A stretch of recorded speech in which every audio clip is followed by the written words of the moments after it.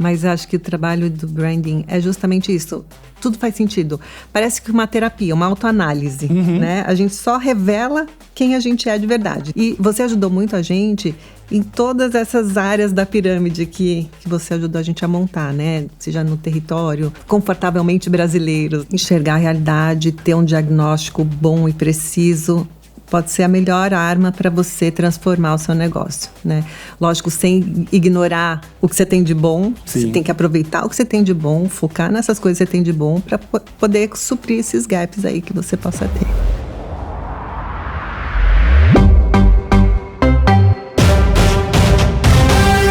Olá, cidadãos da Galileia, sejam muito bem-vindos a mais um episódio do Branding Tudo Podcast. E o tema de hoje é falar sobre longevidade de marca. A gente está numa era tão forte de tudo ter que viralizar, tudo ter que ser um sucesso do dia para a noite. Mas a gente não fala muito sobre as marcas que já passaram dos seus 50, 60, 100 anos. E hoje a gente vai conversar com uma pessoa para contar essa história e o desafio que é manter essa relevância ao longo do tempo. Se você chegou aqui através do link de um amigo, seja muito bem-vindo. Eu me chamo Galileu Nogueira, eu sou fundador e CEO da Galileu Branding, uma consultoria que pode ajudar marcas a encontrarem posicionamento, identidade e principalmente diferenciação. Se você acredita que é o momento da sua empresa, é só acessar galileubranding.com.br, o link está na descrição. Conta o seu desafio que meu time vai entrar em contato e a gente vai bater um papo. E quem sabe a gente não trabalha juntos. Cidadãos, pausando aqui rapidinho esse episódio para te lembrar que a gente está com as matrículas abertas do BDP Imersão São Paulo, Powered by SPM. É a minha imersão com 2 dias de duração, mais de 16 horas de aula, professores convidados e um networking muito rico de profissionais de mercado que passam pelas mesmas dores que você e que a gente vai poder aprender juntos. Como construir uma estratégia de marca, mas ao mesmo tempo aprender com os nossos colegas de sala como é que eles resolveram os problemas das marcas deles que podem ser úteis para você também. Se você acredita que esse é o seu momento de carreira ou você como empreendedor quer aprender mais para construir uma estratégia de marca forte, é só clicar no link da descrição ou no link da bio, garantir sua vaga e eu vejo vocês no dia 24 e 25 de julho de 2026 em São Paulo, na SPM, para que você possa aprender cada vez mais sobre branding e construir uma marca cada vez mais forte. Vamos voltar para o episódio, porque você ainda vai aprender mais coisa ainda nesse episódio também. Hoje eu tô aqui com uma pessoa que, assim, pensa quantas marcas brasileiras você conhece que já chegaram aos 60 anos e ainda estão sendo líderes, estão sendo ativas, estão se renovando. São poucas. E a minha convidada de hoje, ela carrega no sobrenome uma história dessa marca. Essa marca nasceu em 1966 nas mãos de um imigrante libanês chamado Nissim Hara, que ele fabricava, embalava e entregava calcinhas sozinho e hoje é a maior marca de moda íntima do país. A minha convidada é diretora institucional do Grupo Hope, cliente da Galileu Branding, com muito orgulho. Fico muito feliz de falar isso. Filha, né, de Nissim Hara, tem esse legado para conseguir construir a marca daqui para frente. Já foi jurada no Shark Tank e é uma das 20 mulheres de sucesso da Forbes. Seja bem-vinda, Sandra Chayo. Obrigada, Gali. Estou muito feliz de estar aqui com você, falando sobre um assunto que é a nossa paixão, né? Que é branding. A gente vai falar muito sobre construção de marca hoje, ainda mais de uma marca que tem 60 anos. Eu sei que Nissim Hara tem uma história. Você tá me devendo um livro, inclusive. Eu era pra trazer hoje, esqueci. Mas amanhã ele tá aqui com você. Amanhã tá junto comigo. Como é que foi esse pai libanês que chega no Brasil e começa a trabalhar com moda íntima, fazendo sozinho, né? Tipo, embalando, fabricando, tendo a ideia. Como é que foi esse começo? Meu pai, Gali, ele tem uma história muito impressionante. Aquelas histórias de superação, de resiliência. Era um batalhador, assim, e uma pessoa que não tinha muitas opções na vida. Ele era de uma família muito humilde no Líbano.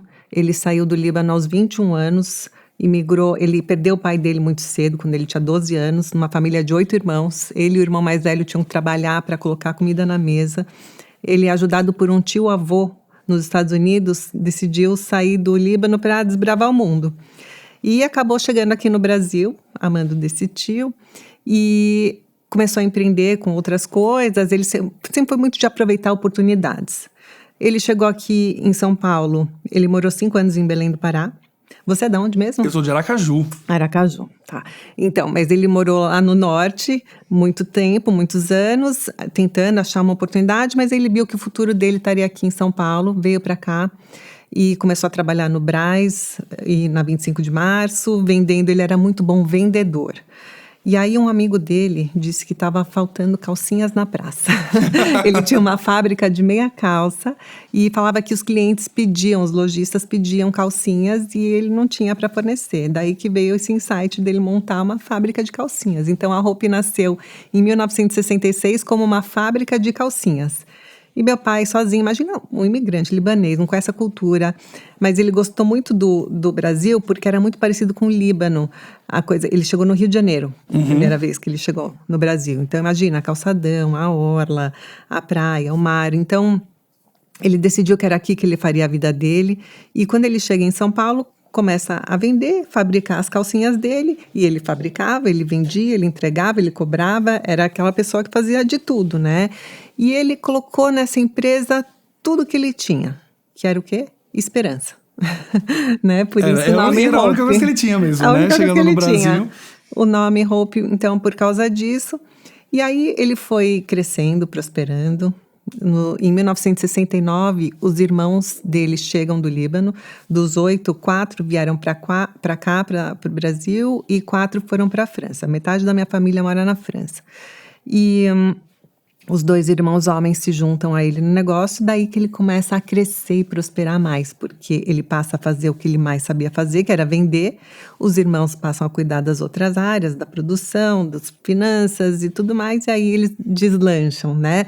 Não sem muitos desafios, sem muitos tropeços, né? A história do empreendedor é de resiliência. Você foi falando e, assim, parece que por mais que tenha muitos anos já, mas é a história do empreendedor brasileiro hoje, né? Ainda a gente tá num país que a gente também é o empreendedor, né? Eu também faço coisa sozinho, eu também começo sozinho, embalo, empacoto. Sim. E depois é que você começa a ir crescendo, escalando para fazer a empresa prosperar mais, né? Sim, os desafios sempre vão acontecer, né? Como você encara eles, que é o que vai determinar o teu sucesso na vida. Exato. E aí a gente teve suas irmãs. Suas irmãs chegaram em 99, muita coisa se passou pela Hope, né? A gente teve algumas histórias aqui que também, a partir de 99, muita coisa acontece. Gisele Bündchen chegando na marca, a gente tem alguma série de modelos, enfim, merchandising. Mas tem uma coisa que me chamou a atenção aqui, que em 85, antes da gente ir para 99, antes das suas irmãs entrarem, a gente teve um merchandising numa novela, que foi um dos primeiros, né? Que isso é uma das coisas que vocês contam bastante quando a gente começou a trabalhar, que Rock Santeiro foi uma novela muito famosa no Brasil, né? Teve um sucesso muito grande. E basicamente a Hope inventou esse formato. Você sabe dizer como é que foi essa ideia, assim, do seu Unicíncio? Tipo, de onde veio essa coisa de eu quero estar na novela? Eu vou linkar os 2 assuntos, tá? Porque eu e minhas irmãs entramos na empresa em 1999, no momento de cisão. Meu pai estava separando dos irmãos para poder levar a fábrica dele, o sonho dele de esperança, para o Nordeste. Meus tios não queriam ficar aqui em São Paulo, perfis diferentes, em outro momento da vida, onde eles já tinham conquistado muito.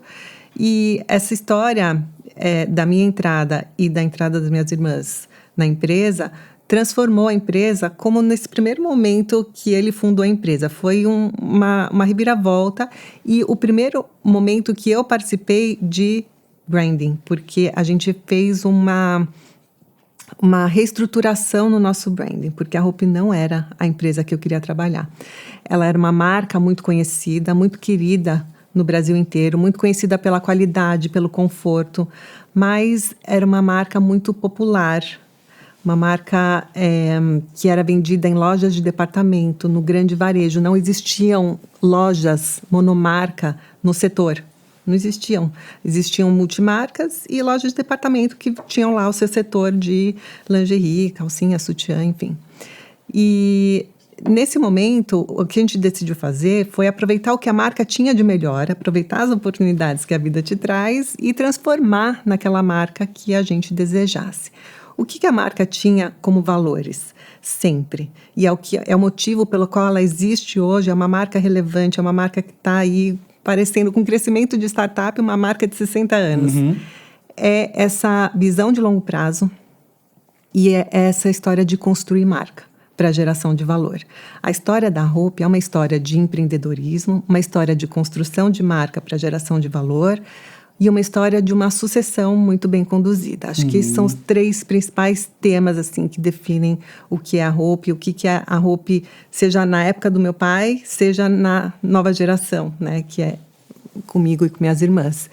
E essa história da inovação e de dar valor para a marca é algo que desde criança... Bom, eu nasci dentro da fábrica, a Hope já tinha 10 anos quando eu nasci.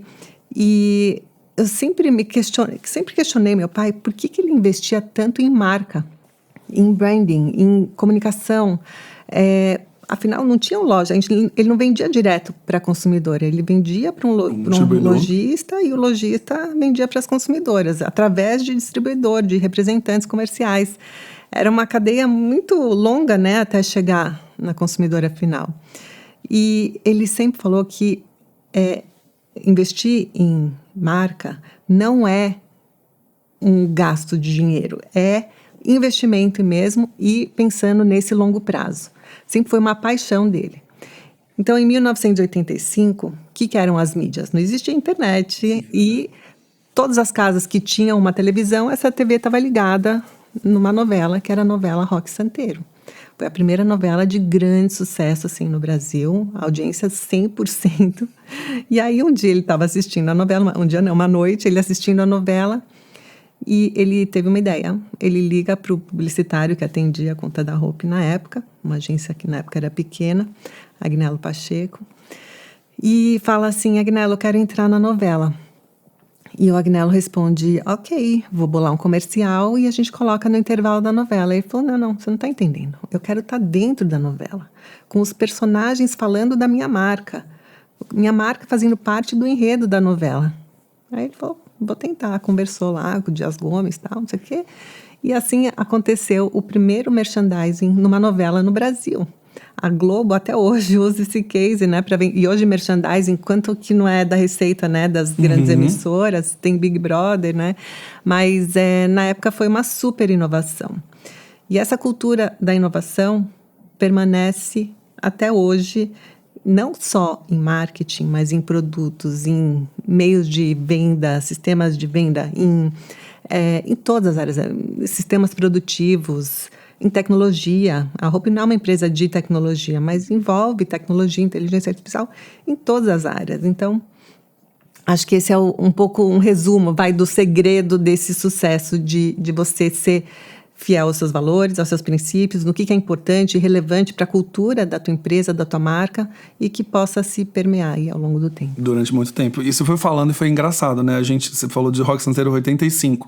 Agora, em 2026, o Boticário fechou o primeiro naming rights de personagem da novela com a Eudora. Olha. Então, na próxima novela da Sete, se eu não me engano, uma das personagens vai se chamar Eudora. Olha que legal. Né? E eu tô super curioso para saber como é que vai ser isso, porque o merchandising você tinha um produto envolvido, né, no uso, a pessoa citava a marca. Outra coisa é a marca ser uma pessoa e é um personagem dentro da novela.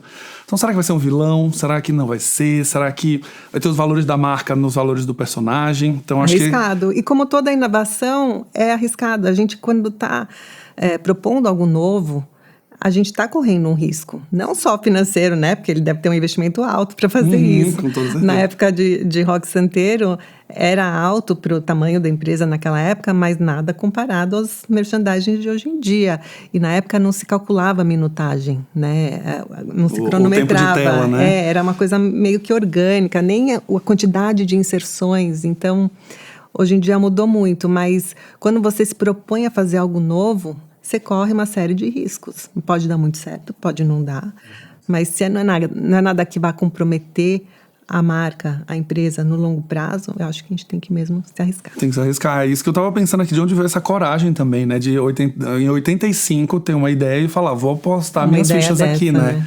Não, é muito engraçado essa história da inovação, porque, como eu te falei, ela está em tudo, né? E eu me acho muito parecida com meu pai. Não só fisicamente, de jeito, de ideias, de tudo. E eu tenho esse espírito, né, empreendedor e de trazer inovações. E logo que eu entrei na empresa, eu tive uma ideia de fazer um produto diferente, que a gente fez todo o reposicionamento da marca, mas eu tive a ideia de criar uma calcinha com cheirinho. E eram calcinhas coloridas e cada uma teria um aroma. E a gente fez umas embalagens legais, no começo a gente fez de frutas, né? Morango, abacaxi, limão, laranja e tal. E aí tinha depois chocolate, vanila, depois tinha de drinks, assim, pina colada, não sei o quê. Era bem legal o conceito, mas aí quando eu fui apresentar a ideia para o meu pai, olha que legal que eu desenvolvi uma calcinha com cheirinho, o cheirinho era gostoso, ele falou: você acha que você está inovando?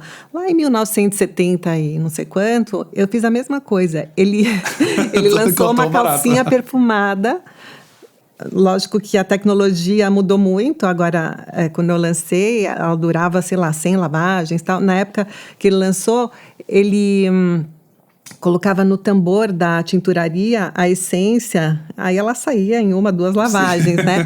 Mas esse conceito da calcinha perfumada ele já tinha inovado lá atrás. Mas acho que é isso, tá implantada na cultura da empresa, né? Você sempre está buscando o que vai ser a próxima inovação, Sim. assim, né? E ainda mais num segmento que tem tudo para ser um commodity no final, né? Sim. Você fala, para onde a gente vai depois do básico?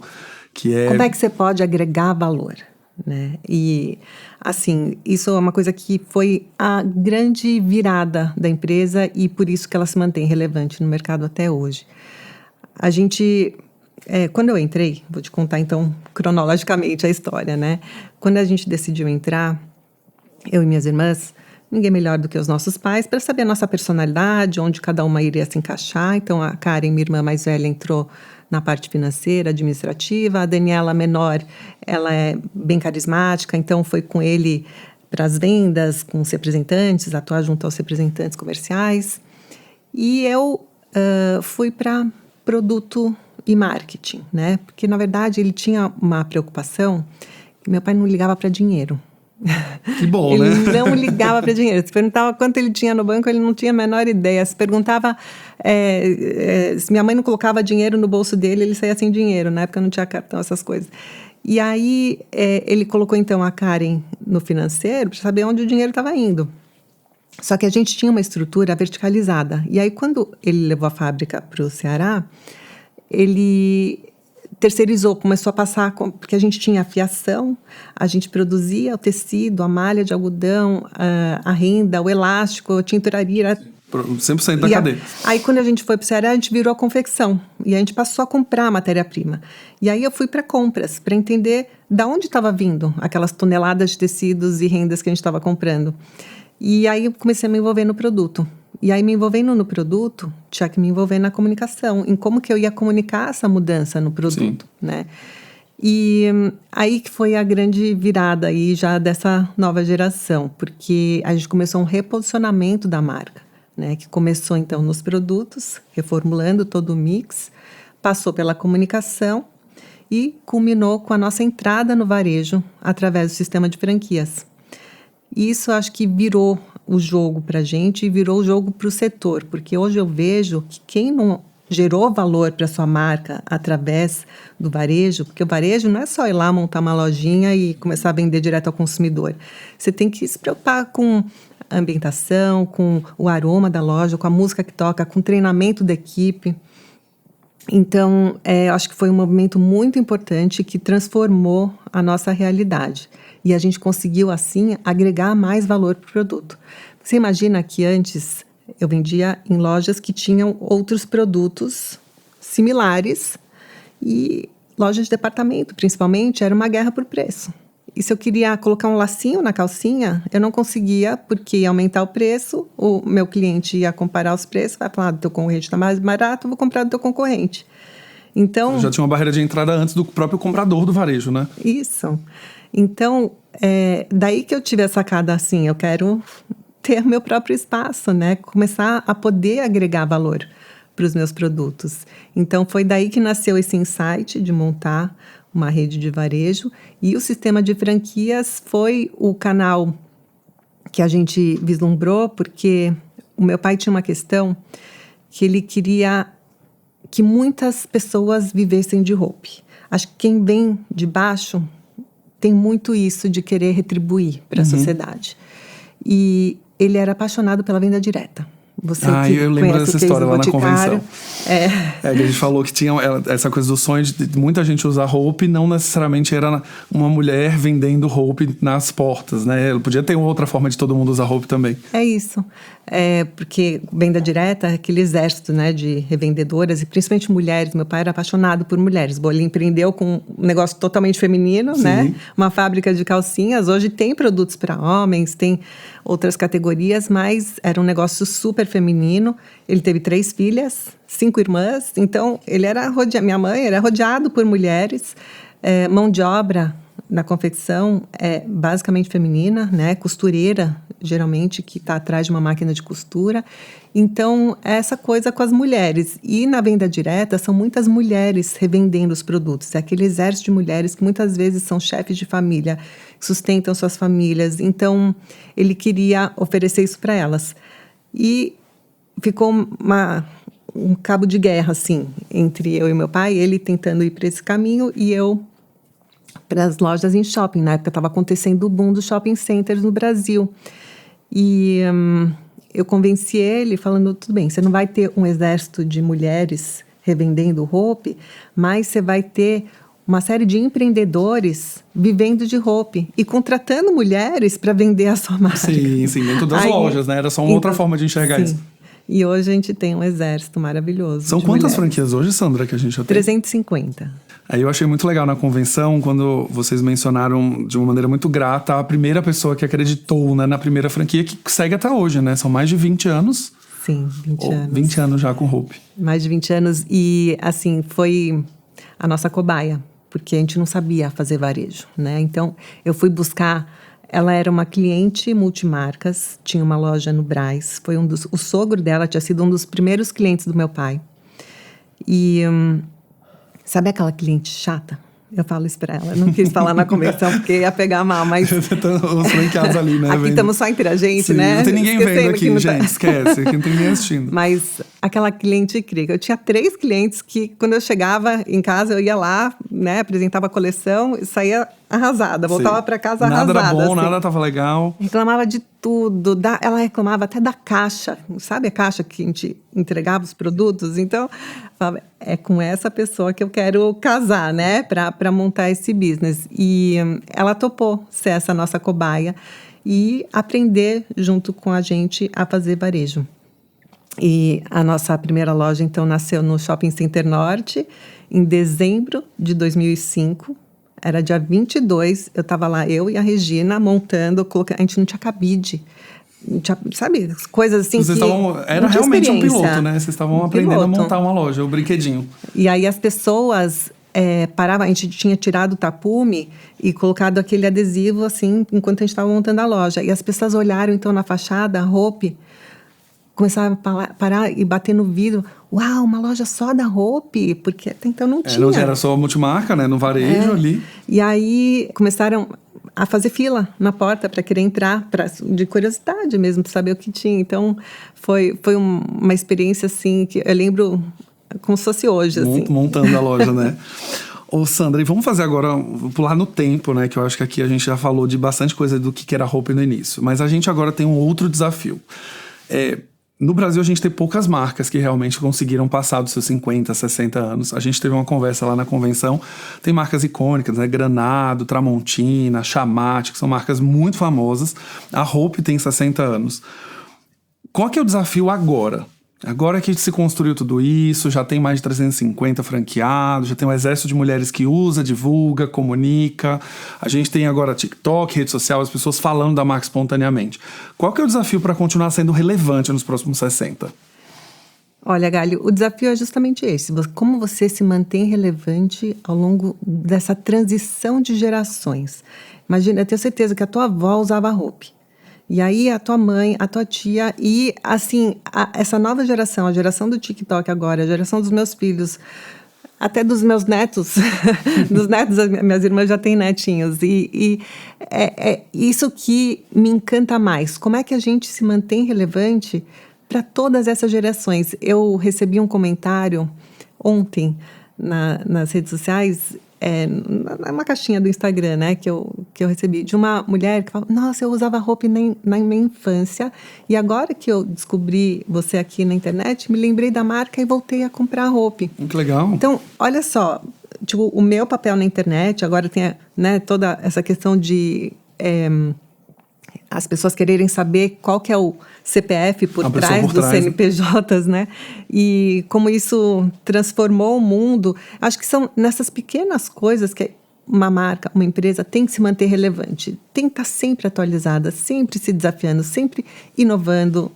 Quando eu entrei na internet, eu, pessoa física, sofri muitas críticas, tanto de dentro da empresa, de fora da empresa, dentro da família, né? Ah, perdemos mais uma, virou blogueirinha, sabe?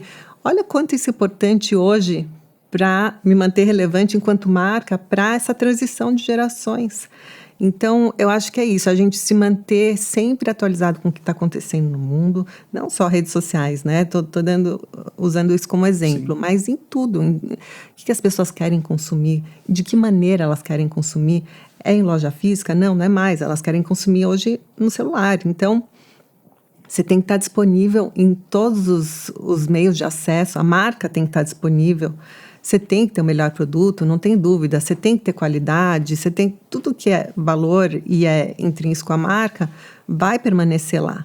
Mas você tem que ir se desafiando. Tem projetos que vão dar certo, tem projetos que não vão dar certo.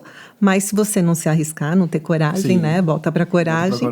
Você não tem como ter sucesso na vida. E no final a inovação, ela anda do lado a lado com a tolerância ao erro também. Sim. Porque se a gente está numa empresa que tem uma cultura que não tolera o erro, então todo mundo fica freado do tipo, eu não vou inovar, porque se der errado, então eu vou para o meu caminho confortável, porque essa empresa não tolera erro, por exemplo. E as que toleram que de fato veem o que a transformação acontece, né? É isso, tem que ser sinal verde. A gente instiga isso nos times, nas equipes, na Hope, não só no marketing, sim, que você conhece bem, mas em todas as áreas da companhia. Outro dia estava na fábrica, vi um processo produtivo que foi transformado por sugestão de uma costureira, né? De uma pessoa que estava lá na base da pirâmide e que fez uma sugestão e ela foi implantada e isso aumentou a nossa produtividade. Então, são iniciativas como essa, assim, inovar não é só o marketing, a área de TI, né, que tem que fazer. Ela tem que ser parte da cultura da empresa, permear. E essa coisa da coragem, né, de se arriscar, de não ter medo do erro, e porque você vai errar, é fato, sim, e não ter essa trava de querer acertar todas, né? E eu falo muito aqui com cidadãos, né, que eu acho que a cultura da tolerância ao erro mesmo, a gente está num lugar que a gente parece não poder errar. A gente vive na internet, a gente estava comentando aqui antes da gravação, a gente não pode falar nada fora do lugar. Para não ser cancelado. Para não ser cancelado, a gente não pode emitir nossa opinião. Se você tem uma personalidade mais forte, é difícil agradar. E eu acho que a gente também tem isso dentro do mercado de trabalho, né? Se eu quero ter o meu emprego, talvez eu não inove tanto, talvez eu não queira me arriscar muito, porque eu também quero manter ali as coisas funcionando e a gente vai para um caminho de padronização, que é todo mundo fazendo a mesma coisa, igualzinho, a receita de bolo que funciona para todo mundo e nada vem novo nesse processo. E aí, quando a gente trabalhou junto, eu acho que existe uma preocupação muito grande de olhar para frente, né? Tudo que foi construído até aqui é muito legal, mas o que vem daqui para frente? Que os desafios são outros, né? Tecido vocês já dominaram, modelagem já dominou, mas amanhã muda. Amanhã um outro tecido, uma outra malha, uma outra forma de fazer comunicação. Eu estava vendo algumas matérias sobre o TikTok Shop, é um fenômeno no Brasil, a forma de compra, por exemplo. Então já estou vendo marcas querendo correr ali para entrar. A gente já entrou, mas não acertou ainda o jeito de falar, que cada ferramenta tem um jeitinho, né? Você tem que pegar o jeito. E o TikTok é muito particular, né? Eu ainda não dominei também a arte de construir conteúdo para o TikTok, porque eu sou uma pessoa da produção, assim, eu gosto de ter cenário, iluminação, e o TikTok é zero isso. Zero. É pegar a câmera, abrir e gravar. E às vezes vídeos que eu não planejo muito, eles vão muito bem. Tipo, eu simplesmente abri a câmera, coloquei lá, tava de boné, que ia acabar de chegar da academia, e nos vídeos que eu sento, faço o roteiro, vem super mal, assim, né? Então o TikTok tem esse lugar, sim, mas ao mesmo tempo a facilidade de compra é muito forte, né? Você tá vendo um influenciador que você gosta, você clica num carrinho, já adicionou, seu cartão tá cadastrado, chega na sua casa em 2 dias. É muito fácil. E vai mudar a forma como a gente consome, né? A gente talvez não entre mais no site da Hope, talvez você compre direto sem precisar até entrar no site. Você vai ter o faturamento de um outro canal. Sim. Né? E aí eu quero falar de uma coisa que a gente discutiu bastante ao longo desse projeto, que é Hope agora não é... Agora não, já tem um tempo que não é, mas agora define-se que a Hope é uma master brand, ou seja, uma marca que abarca homem, mulher, fitness, resort, underwear, masculino, feminino. Como é que a gente vai comunicar isso, Sandra, daqui pra frente? Porque, de fato, né, a Hope construiu uma imagem, um legado durante muitos anos, sendo uma categoria só. Depois ela acrescentou um gênero, mas agora a gente está falando de novos concorrentes. Agora, quando eu vou falar de roupa de academia, eu não estou concorrendo mais com quem eu concorria com underwear. Agora eu já tenho concorrentes de wellness. Quando eu falo que eu quero ser uma marca resort, eu também tenho concorrentes de biquíni. Como é que a empresa está se estruturando para esse novo desafio que já existe, já está nas lojas, a gente já tem produtos lá, já está para vender, mas como é que isso vai ganhar a multidão? Sim, bom, isso você participou dessa construção junto com a gente, então a gente tem muito para falar sobre isso, mas antes, para contextualizar, eu acho importante falar que em 2017, a Hope, que sempre teve como core a lingerie, decidiu extravasar a moda íntima. A gente tem muito acesso à informação de moda, a designers, estilistas. Nesse processo de reposicionamento, a gente fez algo que é muito difícil, que é pegar uma marca muito popular e agregar valor para ela, fazer ela subir de patamar, né? Mudar o posicionamento com muita informação de moda, Gisele Bündchen, enfim, toda a transformação que a gente trouxe para a marca.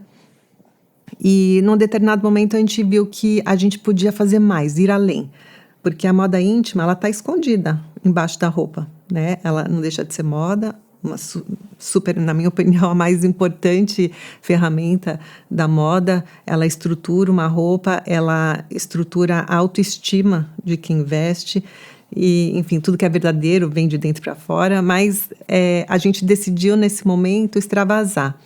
E a gente viu que a moda fitness, essa tendência do wellness, né, ia dominar o mundo e vem dominando realmente. E a gente viu também que tinha uma sinergia com o tipo de maquinário que a gente tinha para fazer a produção, né, uma roupa muito próxima do corpo. A gente tinha know-how para isso. Daí a gente decidiu se aventurar nesse mundo da moda fitness e aí a gente decidiu fazer uma outra marca para que a gente tivesse um outro espaço ambientado para tudo que não fosse o underwear. E aí a Resort, que é a linha de moda praia, que a gente vendia sazonalmente na Hope, né, na nossa loja, a gente decidiu jogar nesse outro guarda-chuva, que foi a Hope Resort. E a Hope Resort, então, passou a ser uma outra marca que tinha a moda fitness e a moda praia. E foi muito importante, um passo importante para a gente, e a gente começou a lidar com uma outra marca, né? A gente começou a ter 2 lojas no mesmo shopping, 2 bandeiras lá, a Hope no mesmo shopping, uma Hope e uma Hope Resort. E foi importante também internamente para a gente estruturar como unidades de negócio, né? Porque senão Orçamento separados, times, né? times, porque senão sempre Hope Resort e o fitness ia ficar como um puxadinho, né? Porque como Hope é o core, toda a nossa atenção, verba, enfim, tudo ia para essa marca. E quando a gente criou essa unidade de negócios Hope Resort, ela passou a ganhar mais importância, mais relevância, mais investimento, e aí começou tudo a acontecer. Só que num determinado momento, a gente viu que se a gente unificasse as 2 marcas, né, e trouxesse a Hope como master brand e assumisse as categorias como que elas são realmente, que são categorias de produtos dentro de uma mesma marca, a gente ganhava mais força. Então, acho que foi um processo que a gente tinha que passar, não me arrependo, mas que chegou um momento que a gente precisava fazer essa transição, né? A marca Hope de arquitetura de marca, e foi aí que você entrou e ajudou muito a gente nesse processo. A gente mudou então essa arquitetura da Hope agora então como master brand e Hope Resort, Hope Sport e a Hope Underwear como categorias da marca Hope e o masculino e o feminino permeando todas essas categorias. Então, tudo começou a fazer mais sentido, né? E você vai capitalizando para a marca mãe, né? Eu acho que isso é uma das coisas mais legais. E eu acho que até meio negligenciada quando a gente fala de brand, né? Arquitetura, desenhar a arquitetura. A gente teve, acho que 2, 3 meses de conversa mesmo, porque uma vez que vocês tomam essa decisão, a forma como vocês se organizam muda. Né? Então, será que eu tenho times divididos? Será que agora não tenho? Será que a verba... Agora eu tenho uma verba de master brand, agora eu tenho uma verba das categorias também. Né? Eu tenho momentos do ano que eu tenho que falar de todas as categorias, tem momentos que eu tenho que falar de algumas. Então, é uma decisão que mexe e afeta o negócio também, né? Com certeza. E é uma mudança de mindset, assim, também, que a gente tem que ter. Então, agora tudo tem que pensar de um jeito diferente. Mas mudança é bom. Tem gente que tem muita resistência à mudança, né? A gente não tem. A gente gosta de uma mudança, a gente gosta de um desafio. E eu acho que é isso que mantém, né? Voltando à pergunta anterior, Sim. de longevidade, de como você se mantém relevante, eu acho que é justamente isso. A gente teve que segurar a mudança, inclusive, porque vocês gostam de mudar, vocês Não gostam. E boa parte das nossas discussões não, a gente tem que voltar para essa origem, essa essência e manter consistência, né? Porque eu acho que é o mais difícil. E quando a gente está falando de uma marca multicategoria, é difícil construir muitos significados na cabeça da pessoa. Então, né, eu cresci sabendo que roupa é underwear. Ué, mas agora tem fit? Ué, agora tem resort? Agora tem esporte? Agora tem homem? Agora... Então, esse é um processo de construção que ele exige muita orquestração na estratégia, mas também leva tempo. Leva tempo. E eu acho que vocês não se deixaram levar, assim, durante o nosso papo. Vocês falavam muito assim, não, a gente tem o core, que é realmente o coração da empresa, mas a gente quer crescer nas outras categorias. Não quer ficar sempre só aquela categoria ali que tem 2%, 5% do faturamento, né? Exatamente. E tem uma oportunidade muito grande, porque todos os atributos da roupa de conforto, de qualidade, de inovação, enfim, tudo que a gente traz para a marca, no geral, a gente passa a trazer para as categorias. E aí tudo fica mais forte. Porque a marca mais forte, as categorias também se fortalecem. E a gente passa a ter um diferencial contra os outros players, né, do mercado que fazem só uma dessas categorias, né? Ou a outra. E aí você acaba escolhendo outra marca de um concorrente que você não tem, né, que você gosta de usar como underwear, por exemplo. Você é obrigado a escolher outra de esporte, né? É isso. Ô Sandra, e a gente tá falando agora, né, eu quero dar esse spoiler, mas eu não vou dar muito, tá? Sobre o que é esse posicionamento novo. Acho que quando esse episódio for pro ar, provavelmente vocês já estão num processo de lançamento, mas não vou contar muito, porque tem concorrentes que escutam aqui. Tá, mas a gente tem chegado muito nesse lugar de The Hope ser a marca do cotidiano, do dia a dia, do todo dia.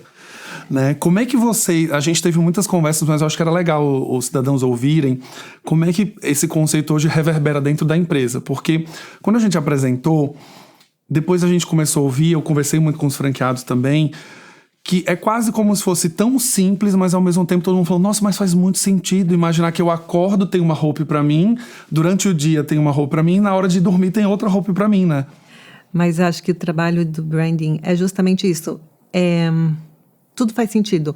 Parece que uma terapia, uma autoanálise, né? A gente só revela quem a gente é de verdade. Se a gente tenta implantar algo que é fake, não só a própria cultura espelha. Não sustenta. Né? Não sustenta, o cliente percebe, não dá certo. Então, quando tudo faz sentido é porque a gente fez um trabalho bem feito. A gente soube fazer essa autoanálise e fazer um trabalho bem feito.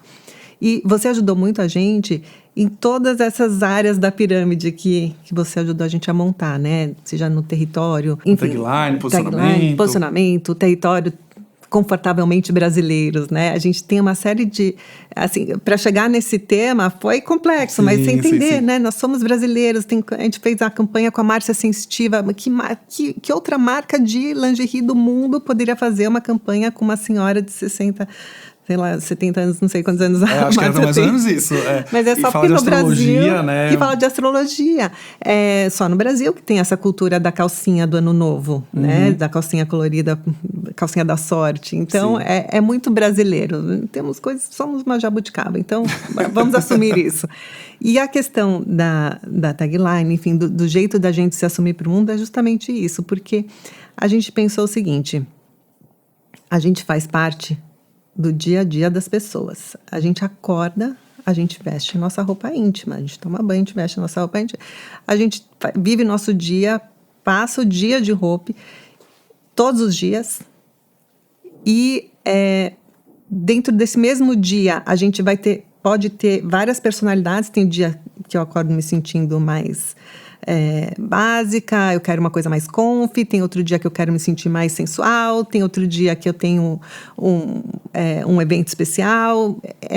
Nosso dia, nossa vida é né? Multicategorias e multipersonalidades. Multi-eventos também, acontece muita coisa durante o dia, né? É um mundo muito dinâmico que a gente vive hoje. E mesmo assim, você chega em casa, você tira sua roupa, você veste um pijama roupa e vai dormir de roupa. Então, a gente participa da vida das pessoas todos os dias, em todos os momentos da vida, entre várias gerações. No momento que você se entende numa mulher, né? Você se entende quanto mulher, você vai comprar seu primeiro sutiã. no momento do casamento, no momento da maternidade, no momento da maturidade, enfim, todos os momentos você vai estar lá, né? O homem é a mesma coisa agora, né? O homem, se você acorda, você deve treinar de manhã, você que está no shape, então você... Obrigado por isso. Você veste roupa, você vai treinar de roupa, você volta para casa, você vai trabalhar, você está com o underwear da roupa, você vive seu dia, faz seu podcast, conquista essas grandes conquistas, viaja bastante, que eu sei, e você volta para casa para um pijama. Então, assim, fazer parte do dia a dia das pessoas, todos os dias, para a gente é um privilégio. E a gente tem que reconhecer isso. Então, é o jeito da gente devolver para a sociedade, para o nosso cliente, o que ele merece, assim, de fazer o melhor que a gente pode fazer por ele todos os dias. Todos os dias. Não, incrível. Aqui já tem um manifesto da marca, tá? Não é? Pode transcrever aqui o seu texto, porque a gente já tem um manifesto sendo falado. Acho que quando a gente conversou muito sobre o Todo Dia, né, eu ia aqui fazer um monte de perguntas, assim, como é que foi o processo de diagnóstico? Porque não é fácil também, né? Ouvir o Demoramos, que a gente... né? Não. Muitas indas e vindas. E eu acho que tem uma coisa também que eu falo muito aqui, a gente tem um lado glamouroso do branding, né? Que é você contar quando a estratégia está pronta, falar da campanha quando já está tudo certo, mas também a dureza de ouvir, né? A gente também chegou a trazer diagnósticos muito duros, assim, sim, olha, você precisa acordar. Certeza. A gente tem um outro movimento agora no mercado, vocês têm concorrentes meio invisíveis que estão aí, né, em lojinhas de fora do país, que chegam ali baratinhas, que vocês concorrem. Ao mesmo tempo, como a marca se construiu ao longo do tempo, o quanto ela precisa se renovar também nos próximos 60 anos. Então, eu queria ouvir de você, Sandra, foi fácil, assim, ouvir as coisas, foi difícil? Como é que era vocês depois das sessões, assim, vocês voltavam meio... Porque a gente já teve várias reações de cliente. A gente teve raiva, que eu acho que é uma coisa meio do terapeuta, assim, quando você faz... Eu já saí de sessão de terapia, sim, que eu falo, meu Deus, eu quero dar um soco na cara dele.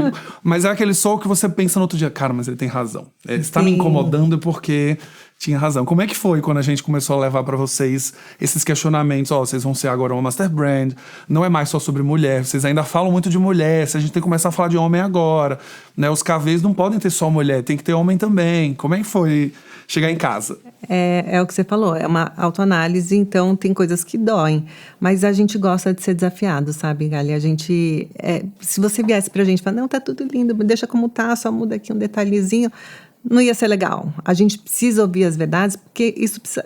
O desafio move a gente, né? O desafio faz com que a gente queira mudar, se reinventar e alcançar outros patamares. Então, é um trabalho importante. Não vou te falar que é fácil ouvir algumas verdades e são verdades que não tem como negar e às vezes a gente quer se esconder da realidade, né? A gente cria algumas barreiras para tentar não enxergar, mas é importante enxergar. E ter alguém que de fora é muito importante para trazer essa luz, porque às vezes quando a gente está dentro, a gente está no dia a dia, a gente às vezes não quer enxergar e não enxerga. E a gente se apaixona pela marca também, né? Também. Você criou, você viu a marca nascer, você viu como ela tá hoje. É difícil você criticar a si mesmo, assim, de você falar, não, isso aqui não tá bom. Verdade. É uma paixão, de certa maneira, né? Verdade. Então a gente contrata, a gente paga alguém para vir falar as verdades. É a terapia, né? É uma terapia.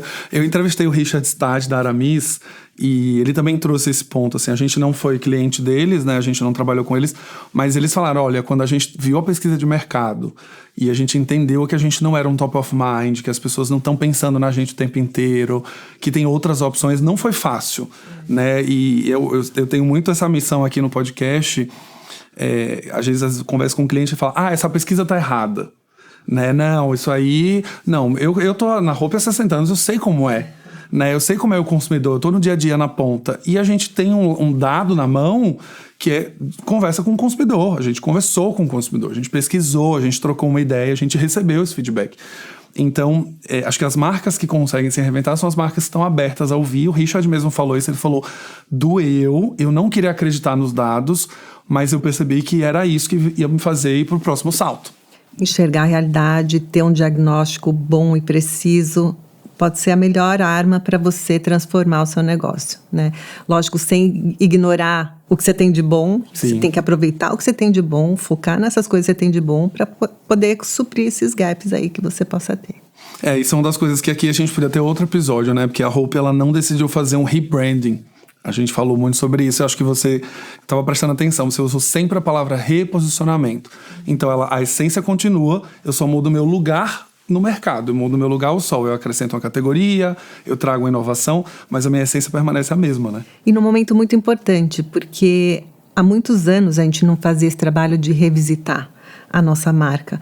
E depois da última revisão do nosso branding, de como a gente se comunica para fora, a gente já lançou masculino, que a gente não tinha antes, já lançou categorias, né, como o fitness, enfim, e tudo tem que se conversar, não tem jeito, não tem como ficar isolando, né, não, agora é isso, aí vira o puxadinho que Sim. não dá certo. Ou vira um modismo, né, que você tem uma tendência que vai e passa e você gastou uma fortuna pro negócio que passou, né? Exato, e você perde a oportunidade de fazer disso um negócio super grande, né?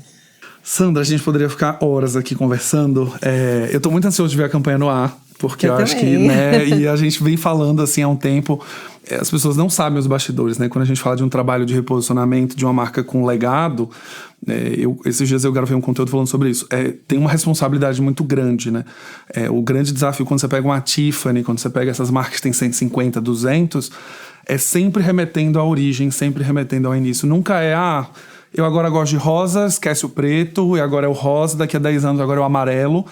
E é desafiador porque tem tudo para cair no lugar do comum, do igual, do mais do mesmo, mas não, a gente tá aqui revisitando. Então, eu tô super curioso de ver essa campanha no ar.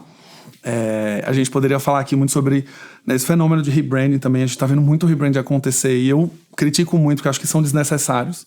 Tem um monte de marca que não precisa de rebranding. Ela precisa de melhorar a comunicação, melhorar o produto, melhorar a distribuição, estar mais acessível, mais disponível. E não é o caso da Hope. A gente tem 350 lojas aí disponíveis, né? Mais 3.000 pontos de venda que revendem a marca, né? Então, assim, parabéns pelo trabalho. Estou muito feliz de ter feito parte de tudo isso.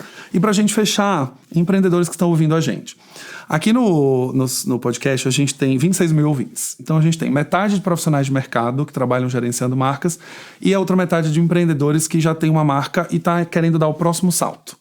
Acho que você já deixou várias lições aqui de quem quer dar o próximo salto, mas se você pudesse dizer uma que acho que é a que te incomoda, assim, quando você fala, nossa, é nisso que eu tenho que me apegar para poder dar meu próximo salto, qual que seria? Já que a gente está aqui falando de branding, eu acho que a minha mensagem aqui seria para construção de marca. Como isso é importante. Tem muita empresa que negligencia o branding, né? Está preocupado ou só com a performance, ou fala que isso é bobagem, isso é um gasto a longo prazo. Vou voltar lá no tempo para não achar que é um assunto de agora, tá? Meu pai, nos anos 60, ou nos anos 90, quando eu entrei no negócio, tinham empresas muito maiores que a Hope, muito mais relevantes do que a Hope. E de imigrantes também, assim como meu pai, que vieram do zero e se fizeram, e estou te falando assim, 10, 20 vezes maiores do que a Hope, de amigos dele mesmo, e que não investiram em marca. Tinham empresas boas, sólidas, grandes, mas não investiram em marca. E não investiram em formar a próxima geração, né, com os valores e a cultura da empresa. Aí o que aconteceu? Não teve sucessão e essas empresas não existem mais. Então, para você deixar um legado nesse mundo, né, deixar uma pegada, uma marca, não só uma marca que é uma empresa, que é uma fonte de renda, mas algo que faça parte realmente na vida das pessoas, que deixe o seu legado para o mundo. Tem mesmo. Memórias, né? Você trouxe uma pessoa que usou quando era na infância, né? Exato. Hoje, 30 anos depois, ela lembra dessa marca ainda. Uma franqueada na convenção que você estava com a gente, que me mostrou uma tatuagem no braço. Hope. E não foi a primeira. Essa foi a primeira, que era o logo. Uhum. O logo da Hope. O logo mesmo. Eu já tinha visto funcionários, pessoas que mudaram, a marca mudou suas vidas a ponto dela querer tatuar na pele, para nunca mais sair. E isso é uma responsabilidade, mas é isso que faz com que parece que nossa missão nesse mundo foi cumprida, sabe? A gente fez a diferença, a gente causou um impacto verdadeiro, positivo, duradouro na vida de alguém. Nossa, se a gente tem uma tatuagem no nosso corpo, se uma pessoa decide tatuar uma marca, é porque a gente venceu no branding, né? Não é? Acho que eu penso sempre nisso. Gente, uma pessoa... Acho que foi essa minha motivação, inclusive, a estudar sobre branding na adolescência, para ir para a faculdade, porque eu falo, gente, como é que uma pessoa decide tatuar um logotipo, assim? Porque é consumo, né? O logotipo é de uma marca que a gente compra, a gente dá dinheiro para essa empresa, a empresa traz um benefício. Mas quando a gente vai para o universo da marca, ela extrapola esse significado. Essa pessoa com certeza não tatuou porque ela gosta do logotipo. Ela gosta do significado por trás desse logotipo na vida dela. Né? Exato. Sandra, muito obrigado pela generosidade em compartilhar essas lições. Foi muito legal. Foi excelente, assim, acho que esse é um episódio rico. As pessoas que ouvirem aqui vão entender um pouco dessa história. Eu acho que ao longo desses 8 meses trabalhando com vocês nesse projeto, quase mais até, a gente tá quase indo para 9, pra você ter uma ideia. Olha. A gente pôde ver uma solidez mesmo, acho que nesse pensamento, e uma preocupação muito grande em ter um negócio e a marca andando juntos também. Não é só um verniz, joga o brand aqui para ficar bonito, mas eu tenho que ter um negócio que acompanha também e em passos mais comedidos. A Hope é essa empresa mesmo que pensa nesse longo prazo. É isso. Então, obrigado pela oportunidade. Obrigada a você. Cidadãos, se vocês gostaram desse episódio, não esqueçam de dar 5 estrelas no seu player favorito. Tem um episódio que eu já gravei aqui chamado Branding é 90% coragem, 10% técnica. Eu acho que é muito bom você assistir na sequência para entender o que a Sandra tá falando aqui, né? Construir marca leva coragem. E coragem é um traço que a Hope teve ao longo dos últimos 60 anos e vai ter nos próximos 60 anos. Não esqueça de compartilhar com 3 amigos e vejo vocês no próximo Branding Todo Podcast. Esse episódio é um oferecimento de Galileu Branding. Clique no link da descrição e peça já a sua proposta. Identidade sonora criada pela Sound Thinkers.